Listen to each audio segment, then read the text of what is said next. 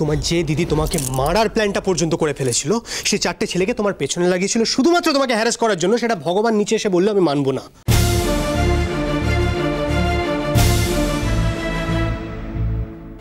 তুমি আমাকে যা যা বলেছো তার মধ্যে নিশ্চয়ই এমন কিছু আছে যেটা তুমি এদের জানো না, বা তোমার মনে নেই, বা তুমি জানতে পারোনি। বাবা, আচ্ছা তুই তুই ঠিক কি বলছিস বলতো? কি জানতে পারিনি বল। দাদা তুমি কিন্তু খুব অদ্ভুত কথা বলছো এবার। হ্যাঁ এটা ঠিক, ওখানে অন্য আরো অনেক বিপদ ঘটতে পারতো, কিন্তু ইনসিডেন্টলি সেটা ঘটেনি। অদ্রিজা মেঘলার ক্ষতি করতে চেয়েছিল, কিন্তু শেষ পর্যন্ত মেঘলার বুদ্ধিতে সেটাও করে উঠতে পারে। তার জন্য অদ্রিজার এগেনস্টে তোমার যদি কিছু করার থাকে তুমি করো না, কিন্তু বারবার এই এক কথা কেন বলছো যে আরো কিছু ঘটেছে? এটা বললে মেয়েটার মনের মধ্যে, মেঘলার মনের মধ্যে গিল্টি ফিলিং হয় না? হয় কি না বলো? তুমি যেটা বলছো সেটা হয় না তাতান।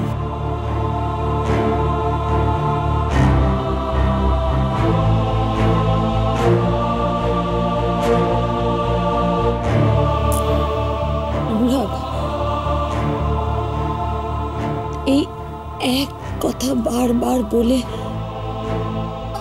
আমি ক্লান্ত হয়ে পড়েছি, বিশ্বাস করো। তোমার এক প্রশ্নের উত্তর দিতে আমার আর ভালো লাগছে না। তোমার মনে যদি এত প্রশ্ন ছিল তাহলে সেই দিনই কেন আমাকে বাবির সাথে বাড়ি পাঠিয়ে দিলে না? যতদিনে তোমার প্রশ্ন মিটতো তবে আমি আসতাম, নাহলে থাকতাম আমার বাবির কাছে। আমার সত্যি আর ভালো লাগছে না। এবার আমার অপমানিত লাগছে, অসম্মানিত লাগছে। তুমি বারবার ঘুরিয়ে ফিরিয়ে নানান ভাবে এক কথা বলে যাচ্ছ। হয় তুমি তোমার প্রশ্ন বন্ধ করো, আর না হলে প্লিজ আমাকে আমার বাবির কাছে দিয়ে এসো। এখানে এভাবে আমার আর থাকতে ভালো লাগছে না।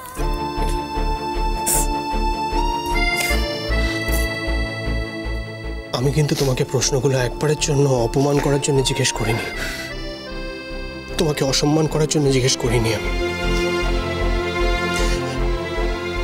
আমি তোমাকে কষ্ট দিতে চাই না মেঘলা।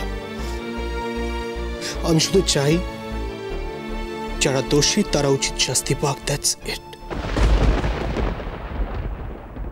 তোমার এই ব্যবহারে আমার কি মনে হচ্ছে জানো? আমি দোষী, আমি শাস্তি পাচ্ছি। তুমি বারবার আমাকে দোষী করছো না, শুধু আমাকে দোষী করছো।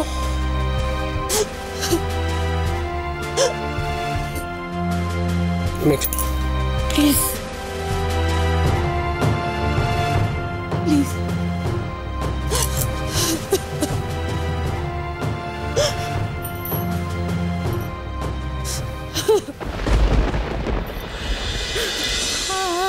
আশাবরী সুরে বাজে ভৈরবী, ভোর দিন রাত একাকার ছবি, রাগমালা যেন রং হয়ে যায়, মন খারাপের নদীকে হারাইছে নদী।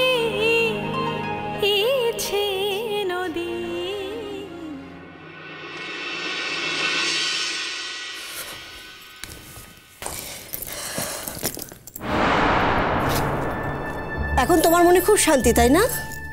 আর কোনো অশান্তি নেই তোমার মনে?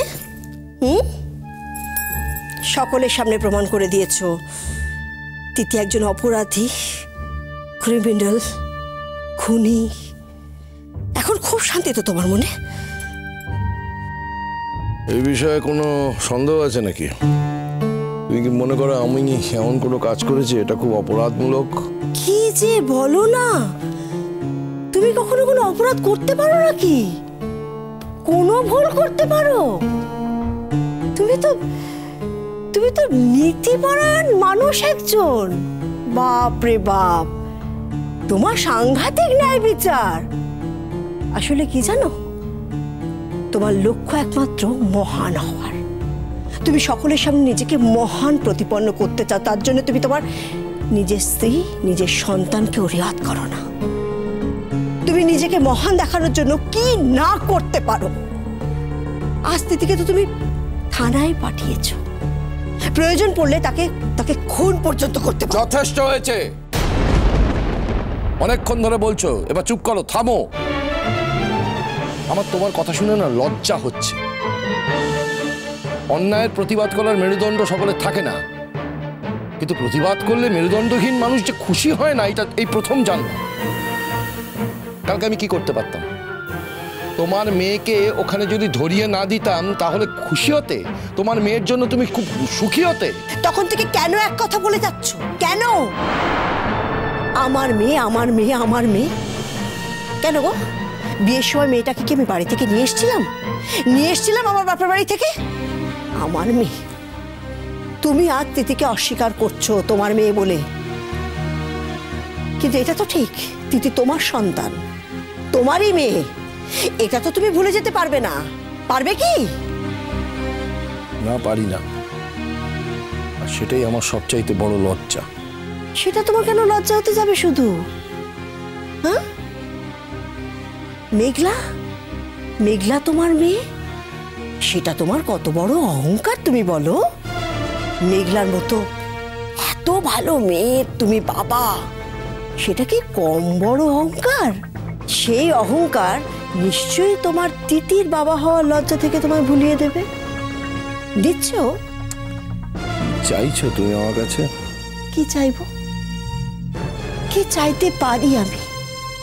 আর কি চাইলেই বা তুমি আমায় দেবে? আসলে কি জানো, বাইরের লোকের কাছে না তোমার একটা ইমেজ আলাদা আছে। একটা আলাদা ইমেজ। তারা জানে না তুমি কেমন মানুষ। যে যার সাথে ঘর করে সেই তাকে চেনে।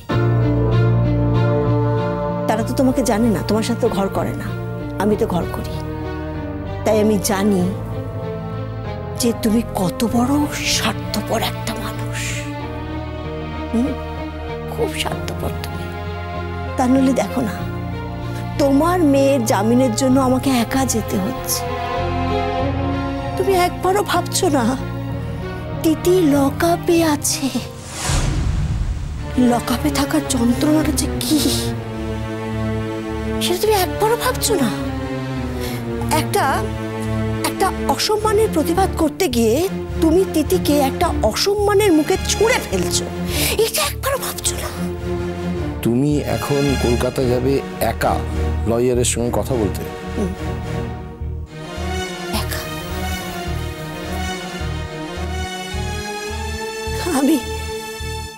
আমি একা মানুষ ধোকা কোত্থেকে পাবো বলো তো? কোত্থেকে পাবো? একাই যাব কলকাতায়। আমি কিছুতেই ভুলে যেতে পারবো না যে আমি 10 মাস 10 দিন ধরে তিথিকে পেটে রেখে তোমার জন্ম দিয়েছি। আমি ভুলতে পারবো না। আর একটা কথা তো নিশ্চয়ই শুনেছো যে কুসন্তান যদি বা হয় কুমাতা কখনো নয়, মা কখনো খারাপ হতে পারে না। মা সন্তানের জন্য ভাববেই, এটাই প্রকৃতির ধর্ম। মা ভাববেই সন্তানের জন্য।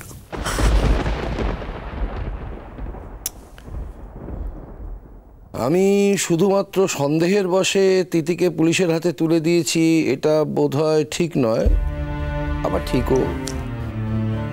তার কারণ হচ্ছে যে তিথি এবারে যা অভিযোগ আছে ওটাতে তুমি ওর তেমন কিছু একটা হবে না। তুমি ওই যে লয়ারের কাছে যাচ্ছ, তাকে দিয়ে হয়তো জামিনে ছাড়িয়েও নিয়ে আসতে পারো। কিন্তু পরের অভিযোগটা, এটা কিন্তু এখনো প্রমাণের অপেক্ষায় বসে আছে, এবং সেই অভিযোগের ভিত্তিতে কিন্তু অনুরাগ কিংবা অনুরাগের বাড়ির লোকজন কেউ তিথিকে ছেড়ে কথা বলবে না। তখন কি হবে মহুয়া? কাকে দোষারোপ করবে মহুয়া? ওই অনুরাগকে, না অনুরাগের বাড়ির লোককে, নাকি মেঘলাকে? আমাকে একটা কথা বলবে মহুয়া, তিথি যতগুলো অপরাধ করেছে তাতে তিথির কোনো শাস্তি হওয়া উচিত, না ওকে ছেড়ে দেওয়া উচিত? তুমি তো একজন শিক্ষিকা, তোমার বিবেক কি বলে? তুমি এতগুলো অভিযোগ আমাকে করছো, তো এই প্রত্যেকটা অভিযোগের মোকাবিলা করার ক্ষমতা আমি রাখি, তার কারণ আমি সত্যের সপক্ষে আছি। আমি সত্যের কারণে যে কোনো যত দূর পর্যন্ত যেতে হয় যেতে পারি, এমনকি মৃত্যুকেও গ্রহণ করতে পারি, মৃত্যুর মুখোমুখি হতে পারি। মৌয়া, তুমি সত্যের জন্য কত দূর যেতে পারো?